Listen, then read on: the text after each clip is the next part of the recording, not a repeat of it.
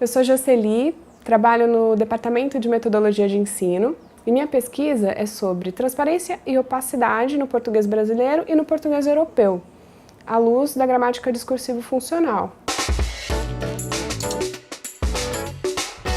A pesquisa ela se iniciou com um trabalho de doutorado sanduíche em Amsterdã, na Universidade de Amsterdã, num centro de estudo de línguas lá, que começou a desenvolver um trabalho de comparar as línguas do mundo em termos de transparência e opacidade.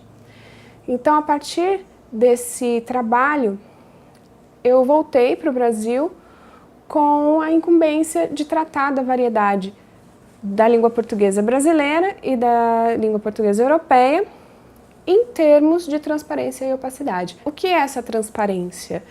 Ela é um mapeamento entre forma e significado de um para um. Então eu tenho um significado e uma forma linguística para dizer o que é esse sentido, materialmente.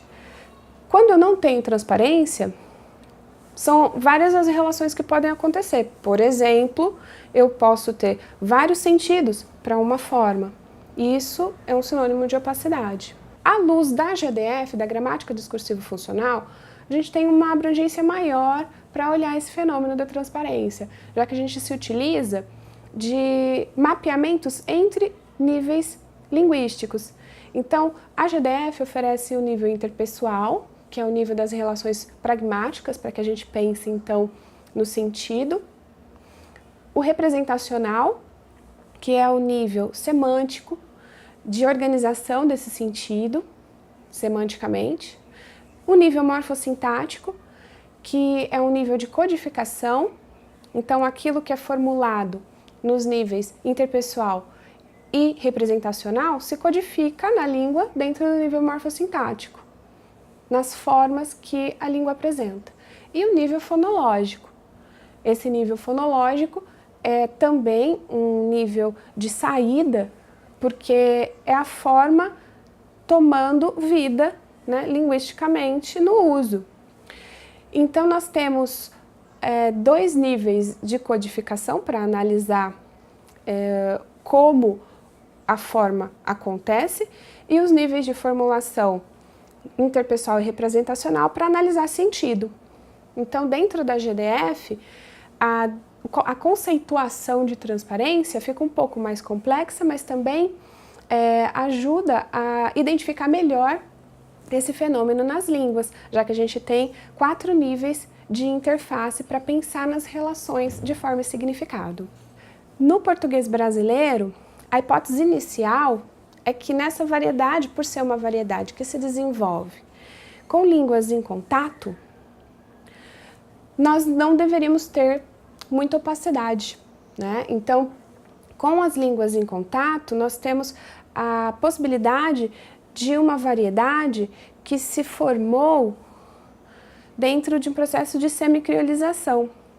Então, essa hipótese inicial, ela precisaria ser comprovada já no nível morfossintático.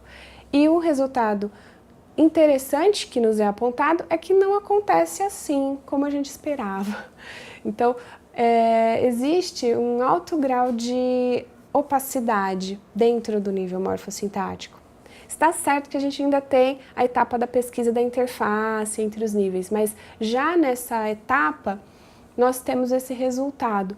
Então, provavelmente, o português de Portugal, ele terá mais opacidade do que a variedade brasileira, mas nós estamos, então, numa gradação de opacidade.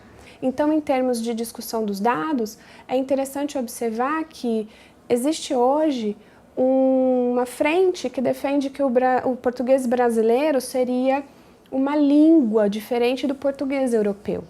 E essa pesquisa, ela tem a tendência de mostrar que não seria o caso de termos duas línguas, mas sim uma língua e suas variedades que se diferem pelo grau de opacidade.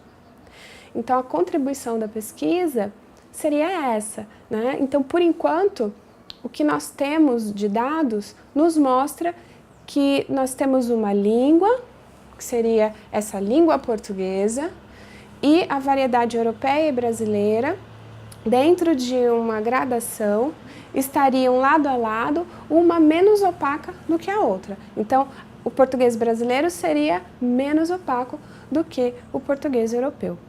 Mas a gente ainda tem as outras etapas da pesquisa para desenvolver, que vai acontecer em 2 projetos de iniciação científica. E em breve, quem sabe, eu possa falar para vocês qual foi o resultado final.